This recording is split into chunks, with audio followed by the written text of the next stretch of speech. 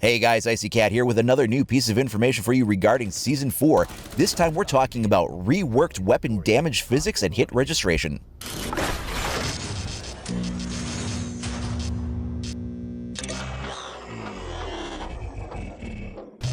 Today, Ubisoft gave us some of our first new news for what to expect for Season 4. In the previous video, we broke down the map preview and showed you some of the images, and the next bit of information regards how they're going to be handling some changes to weapon damage physics as well as hit registration, a problem that's been plaguing the game on and off but has really increased in intensity since Season 3. So first, let's talk about the new change, and that's going to be introducing caliber-based destruction for all weapons. Now, previously in the game, whenever you shot at a wall, you would leave a bullet hole. Regardless of what size gun you were using to shoot it with, it was always the same size hole. Now, you would create some larger size holes after you put a few rounds into it. You know, if you put a half dozen rounds into a wall with an assault rifle, then you would tear out a larger chunk of wall, but those individual bullet holes before you did so were always the same size regardless of what gun you were using to do it.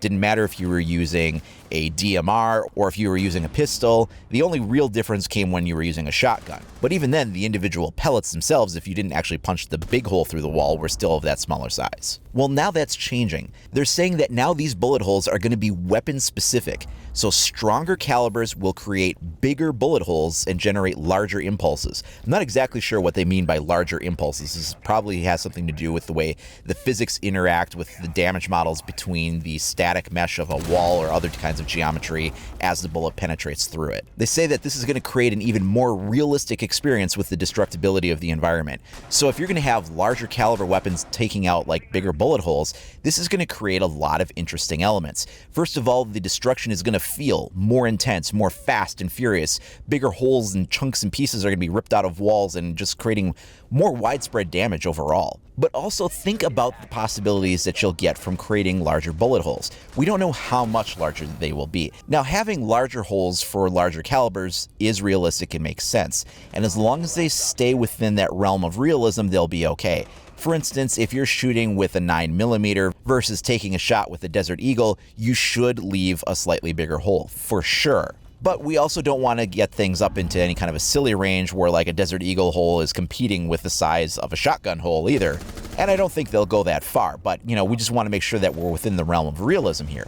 If they are though, you'll be creating some interesting scenarios. I mean, think about this. You can take out a larger caliber handgun, or maybe something like on defense, how the FBI has like the 45 caliber submachine gun, the UMP-45. You take that and maybe you make one or two little bullet holes, and instead of being so small that they're virtually useless unless somebody like happens to step right in front of it, this might be like, I don't know, maybe 50% larger of a bullet hole or something like that, creating that much more of a usable space for you to do.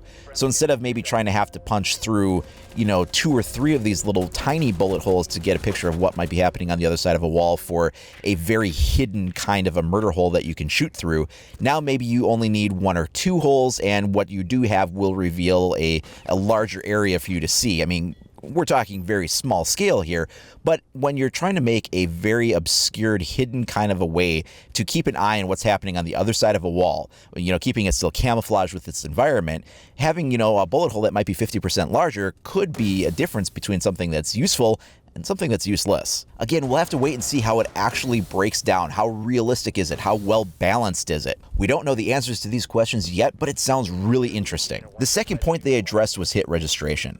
They know that it's been a bit of a problem, and they want to assure the community that it is a priority on the dev team. They're looking at a lot of things that tie into this: latency, kill cam replication, actual server-side registration of hits, things like that. So they say that these are the things they're working on in regards to Season 4 for this issue.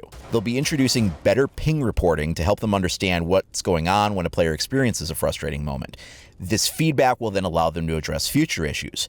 But in the meantime, some things that they are doing to give it a fix is addressing an issue related to network compression that was causing some inaccuracies in hit registration.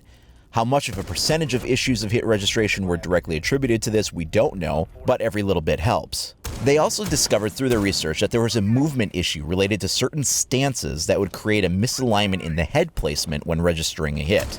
So they've taken care of whatever that bug or issue was. Between these two issues, hopefully we'll see a dramatic reduction in the amount of hit registration errors. They also preface it by saying they're continuing to monitor and address hit registration really closely, and it's something that they're never going to stop trying to improve. I think it's one of these things that they acknowledge, but that they're always going to continue to try to refine the process and make it as good and smooth as they can. Now, these are just 2 pieces of information regarding Season 4. Well, 3 if you consider the map preview that I talked about in my previous video. These are just what came out today. They said they have a series of small information drops like this leading up to the big Season 4 reveal on November 12th and 13th. Now, if you want to stay up to date on all the latest news and information for Season 4 as it comes out, then please like and subscribe. You can also follow me over at IcyCat25 on either Facebook or Twitter. Thanks a lot for watching, everybody. We'll see you next time.